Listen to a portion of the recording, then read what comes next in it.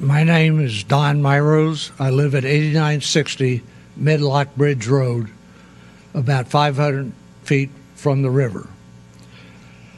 And I am a resident of Johns Creek for over 36 years. And I say for over 36 years of Johns Creek because in 1981, 5 of us started the Johns Creek, or I should say at that time, the Homeowners Association in this area. When we incorporated, we had to call it something, and one of our 5 members lived just north of Johns Creek on State Bridge Road, and we came up with the name Johns Creek, and that's how it started in 1981. One of the things that I have 2 issues to bring up. In the River States of Section 127, Area 3, which is my area and the Medlocks and my neighbors, 19 acres, they say right now there is 4 homeowners right there, which is correct. Allowed residential units, 19. They do not, and I have brought this up at previous meetings, realize the impact of the River Corridor Act, which limits impervious surface within 2,000 feet of the river. There is no way that 19 units in that area can be built on 19.83 acres, probably about 6. The next area that I want to talk about is in the Medlock section of the various units on page 88. It says capacity improvements may include road widening to reduce traffic congestion all the way from Medlock Bridge Road from the Chattahoochee River to Minnegitis Ferry. Between Perimeter Church and the river, there are 5 subdivisions and 4 homeowners. Actually, when they widened Medlock Bridge from 2 to 4 lanes, it actually improved the safety of me and my neighbors getting into our home or exiting our home because they created a bicycle lane.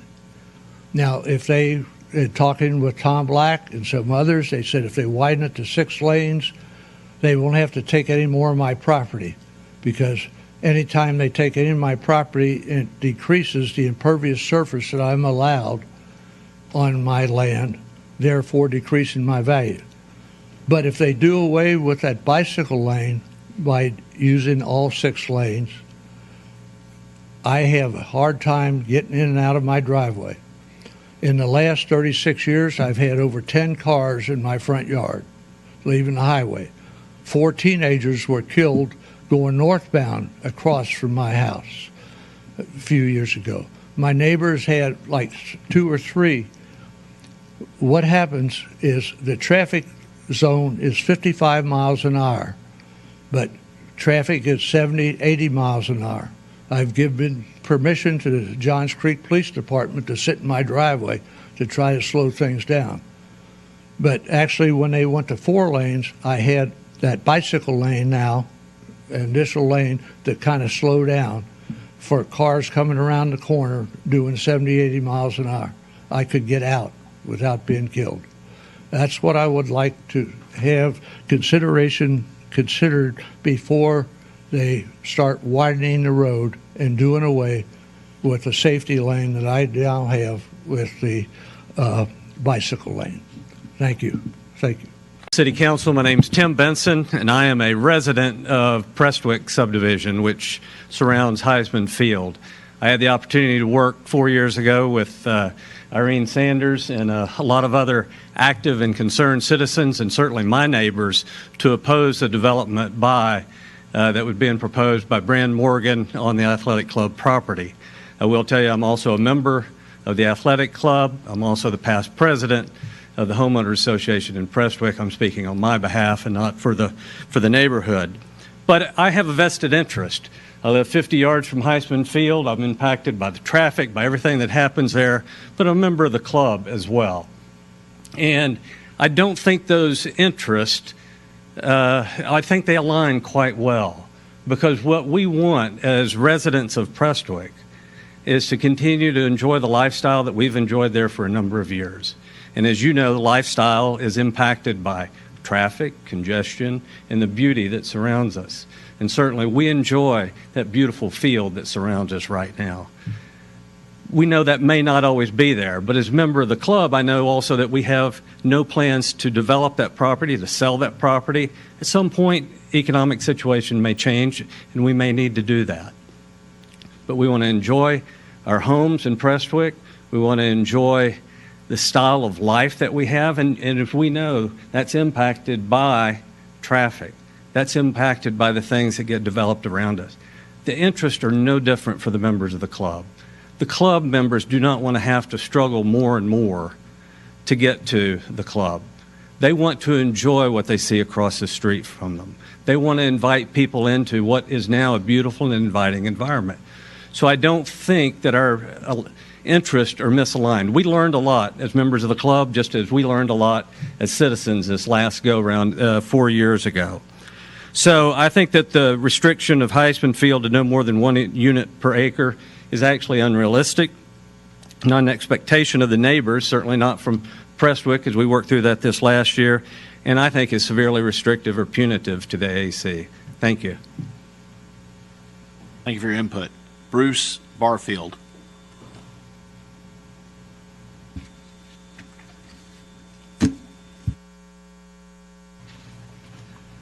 Good evening.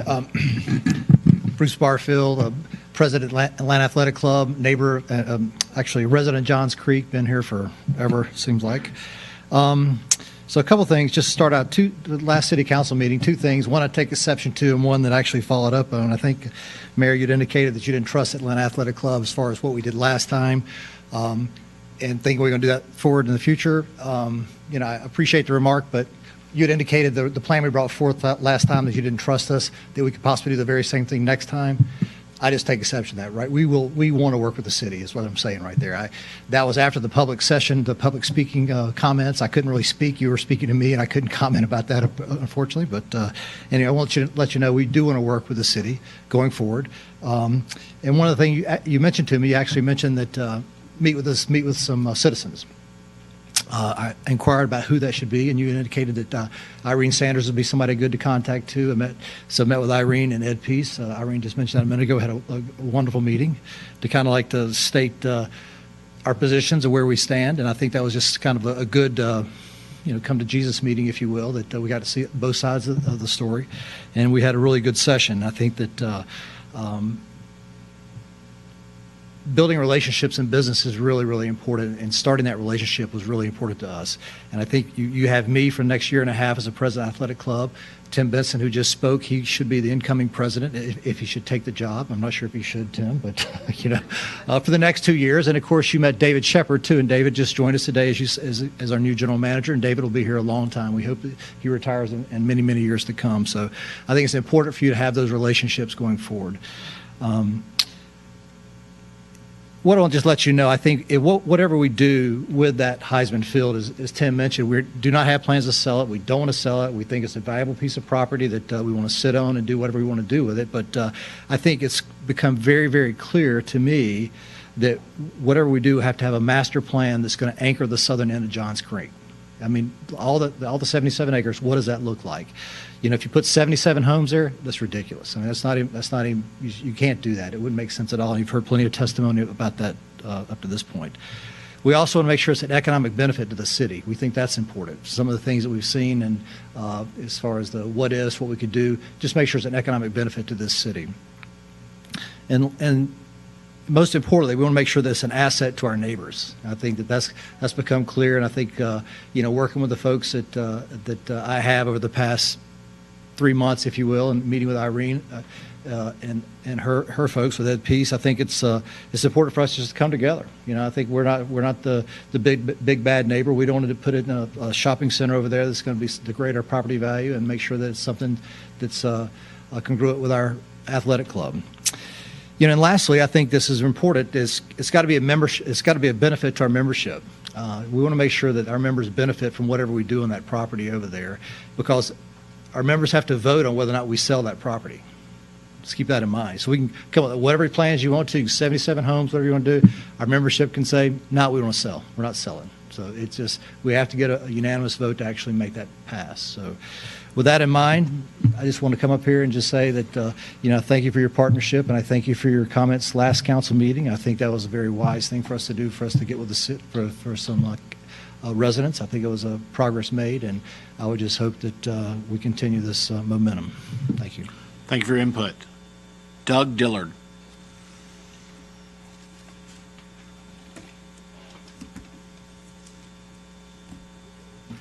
Thank you, Mr. Mayor, members of council. I'm Doug Dillard with Pursley, Freeze, and Torgumson, and I represent the athletic club.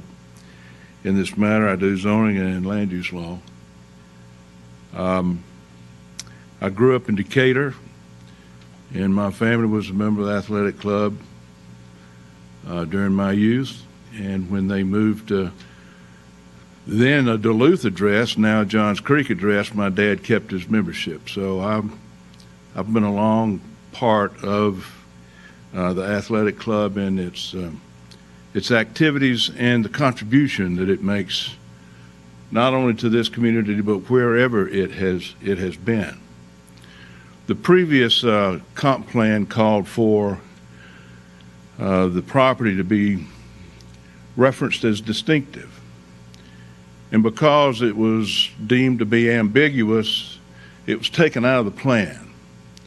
I submit to you that Heisman Field is distinctive. It's a special piece of property, and it needs to be treated that way.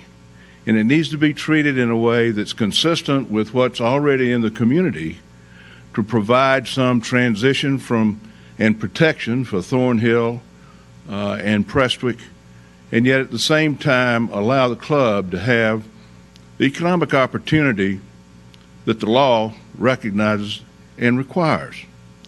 One of the things that was pointed out earlier by your previous speaker is that you adopted the Steinberg criteria, and the Steinberg Act has actually been repealed by the state at this time. However, Department of Community Affairs and the Georgia Municipal Association still encourages the Steinberg criteria to be maintained as guides to local governments in making zoning decisions. And one of those criteria is consistency with the comprehensive plan. So I think that one of the things that we're asking you to do is to be reasonable in your consideration of the future use of this property. We appreciate Irene Sanders and her community to work with us. We realize that the previous zoning created a problem that we don't want to have again. However, we're sitting on a valuable asset, as has been pointed out to you. 1 unit per acre is the taking of a valuable property right from this people. So we think that given Medlock Bridge Road is a state highway, given that the athletic club, while it is certainly a peaceful environment, is not recognized as a residential development, is certainly a business that's been very successful and run over there, and recognizing that Thornhill and Prestwick are very valuable residential areas for all of us, we want to look at the opportunity to provide transition from those residential areas up and to and through to the club and up to 141. What that might be at this time, we don't know. But what we are willing to do is to say, while distinctive might not be in your code, it is a special piece of property. And we would like for page 127 in the plan to specifically reference Heisman Field, to specifically talk about what type of transition you might want to have, how and what manner it might take place. To require a site plan for the entire property is certainly reasonable, and we would want to do that at the time we would come forward with a plan. As Bruce pointed out, there are no current plans for it. It's a beautiful piece of property and it's well maintained. And it will be that way for probably a while. But as this area develops and as opportunity for economic development occurs with you and for the club, there is a way for this to be a mutual asset for us all. And that's what we want the comp plan to call for and to recognize. And we thank you for your time and consideration. Thank you. Thank you for your input. As I've been opposed to going- adding the language specifically requested. I've been going through the document in general just to soften some of the words that are like will to should, or allowed density to recommended density, to try to mirror up with the changes that you made with the first goal, objective, and strategy, which was to allow flexibility when specific cases come before you. I would make that recommendation throughout each of the 8 community areas as you go through and you look at the vision statements for each of those areas, and then the build-out chart for each of those 8 community areas. Right now, it states the residential build-out analysis provides a projection of maximum allowed future development within the community area. I would suggest perhaps changing the word allowed or allowable to recommended, giving it, again, a little bit more flexibility to align with the changes that you have discussed earlier this afternoon. So if I may, I do want to make sure that everyone's clear on what those changes are in case you weren't here. So the council put forth a draft that they'll consider at the next meeting, and it changes within Goal 1 within the document, Objective 1, and there's one strategy under that objective, and it now would read, it is expected that undeveloped/underdeveloped parcels will be developed with a similar residential density as the surrounding neighborhoods, period. Remaining mindful of the diverse property uses surrounding these parcels, a property designated as transition/distinctive in the 2008 CLUP should be considered for rezoning if a unique and beneficial plan were to be submitted. So that language was language that was worked on, as I understand it, amongst at least some community members, and I know led, I believe, by you, Mr. President, of the club. I don't know, Ms. Sands, if you were a part of that. I don't know if that language makes you comfortable, but certainly that is the language that will appear per the council in the next draft.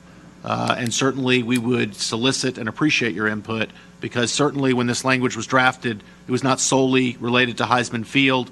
As you see, it has transition and distinctive in it, which means it was intended to cover any of the properties that were formerly labeled that way that are as of yet not been redeveloped. Of course, some of them in the last 10 years have been redeveloped.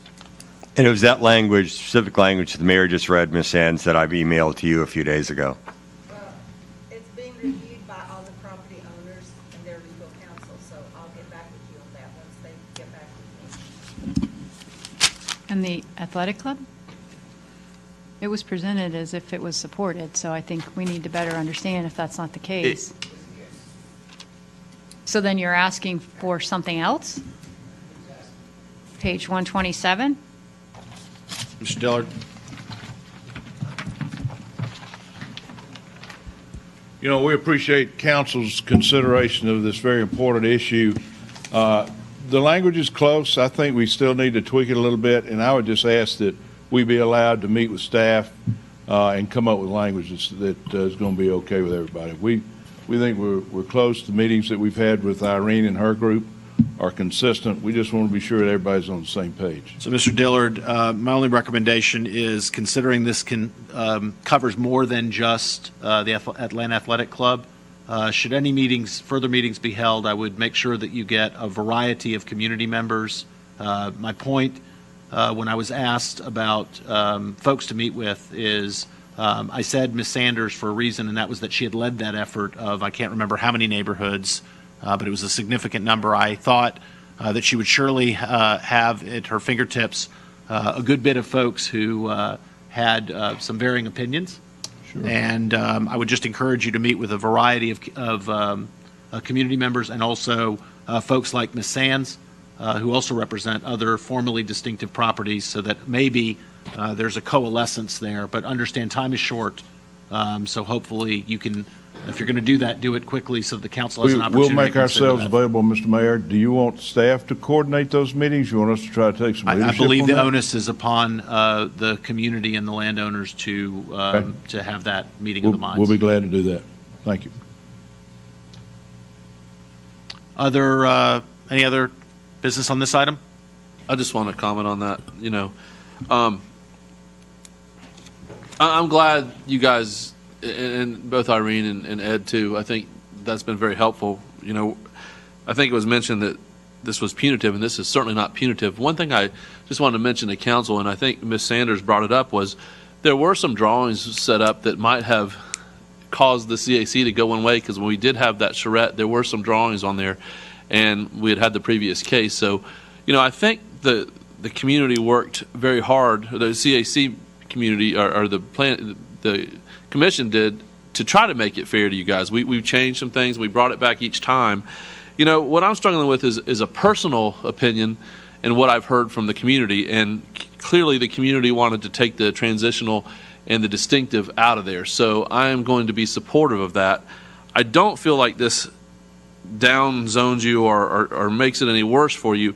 But I personally believe that is a special piece of property, along with Miss Sands. I think that's a neat property, the two that we've been hearing about. So that's what I'm struggling with, what the community has said, and I'm going to support that. You know, I really think, I'm glad you guys came and met, because I think everyone realizes that I think there's a plan out there. I hope you never have to sell that land. I hope you guys stay in financial situations so you can hold on to it forever. But, you know, I don't want to take any of your rights away or any of your economic value. I think really it's going to be, if you get consensus with the community, it's going to be who sits on this council probably that makes that decision. You'll have the opportunity to do that. So I think there could be a win-win there, and hopefully that's what we'll get to. I love the idea of the master planning, and I think that helps a lot. So I hope we're getting to there. Like I say, I just mentioned, to echo what the mayor said, if you're going to change anything, you know, get it to us as soon as possible, because I'm going to want to hear from the community, and we don't want to delay this too much more. So, but hopefully we're getting to that process. And note that we're not trying to give you, I don't know any of you guys, I've never met you before, so there's no special anything there. But, you know, I'm not trying to give special favor to you, but I do recognize you guys are a really big asset to our community. And I do think that field personally could be something special. So hopefully, you know, maybe I'll be able to work on that if I'm off the council and help that someday. Hopefully you won't have to do anything with it until you absolutely want to. Sharon? Yeah, could I ask for a little bit of clarity? If we're going to continue to use the term distinctive or transitional, which I prefer not to, but it's in that first strategy that you rewrote, I think we need to define it. It was defined in the last glossary, so the question I have, do you want to continue to use that definition or to modify it a bit based on the discussions here? As long as, I believe the intent that I heard from council was not to reintroduce the term as much as to use the term to bridge and make it clear that the properties that are referred to in that section are formally that. So what it would be good to define it, but define it as something that is a former definition, not a current definition, if that makes sense. No, it doesn't, but that's okay. Because I think once you define it, you're putting a label on certain properties again, and that's what I'm concerned about trying not to do. I support the CAC's desire to get rid of those terms. The only reason they're in that strategy statement is from a historic purpose of understanding why we're making the exception in that one strategy statement to not specifically adhering to the surrounding properties, but opening the door to consider other developments if they're beneficial and unique. So can we say something to that effect without calling them? Because that's looking backwards, and my fear is, as this is a forward-looking document, 2 years from now, nobody's going to be looking back to figure out where were those transitional/distinctive properties. And right now we've talked about 2 of them, but there are more than 2 of them. So that's my other concern. I'm not sure you want to restrict it to just 2 pieces of 2 areas within the city. I don't think anybody's out to name the Sands properties or the Heisman Field. As a matter, it was written the way it was to satisfy their demands, yet at the same time keep it generic to those formerly distinctive and transitional properties. Yeah, it doesn't stay to those 2 properties. It does go to all of them, as you said. I would ask right, our but we don't attorney. have a map anymore that designates where those are. So now it's become even more vague than what it was in the Sharon, 2008 I'll tell plan. you what, because I know you feel strongly about this, the council has already expressed its will as it relates to a draft, and that should come forward per the council's request. I know that you have a strong feeling on this, and we rely on your sage advice. So if you want to offer an alternative to us from a staff perspective, I'm sure the council would be open to understanding why that's offered up. Can I ask Mr. Bennett if he has any concerns with that? I mean, you heard what she was saying. Is that, I think it's just a matter of how you want to draft it. I don't have any legal concerns about how you use it. I was thinking, is there a way to define undeveloped and underdeveloped and then strike the words 2008 CLUP and still achieve this same result, which is, I think, just to identify certain properties to which this strategy would apply. So there may be a way to do it in defining undeveloped and underdeveloped. So again, like I said, unless the council has any objectives, we'd be happy to look at staff recommendations around that, as well as the version that the council has put forth. Okay. Seem reasonable? Yes, and I have one other request. It was mentioned, and I'm not sure if this is a directive or not, to change or add language on page 127, No. whether you wanted me to do anything with that with regards to the future of the Heisman Field parcel. I think at this point, what I heard more than that was a continued desire for folks to get together and try to work something comprehensively out. And I certainly, and I'm sure the other council members would be open to hearing whatever might be suggested that comes out of those discussions or any other discussions amongst our community members. And again, it gets to the point, there are numerous transitional properties, and I don't think we want to get into the issue of naming each of them or identifying them on a map, but providing the wording in there for those formerly transitional properties to be considered for something other than strictly the zoning that exists on the surrounding neighborhoods. Does that make sense? Yes. I think we need to be very careful in this document, because it needs to stand for 10 years, to not highlight specific properties, because everyone has access to due process.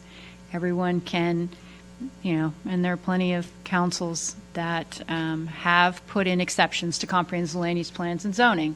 So I think we need to be very specific about not being specific, in my opinion, because I think the minute you hold one out and they catch wind of it, not just these particular properties, but it opens up the whole city potentially to property owners who may want something special. So I think we need to be very careful.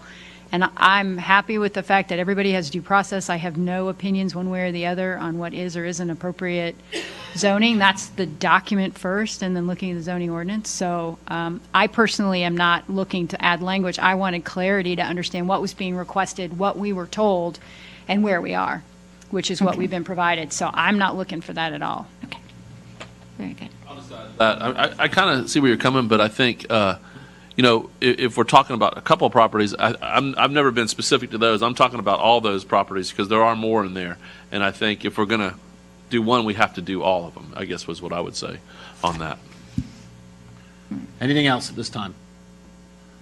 I'll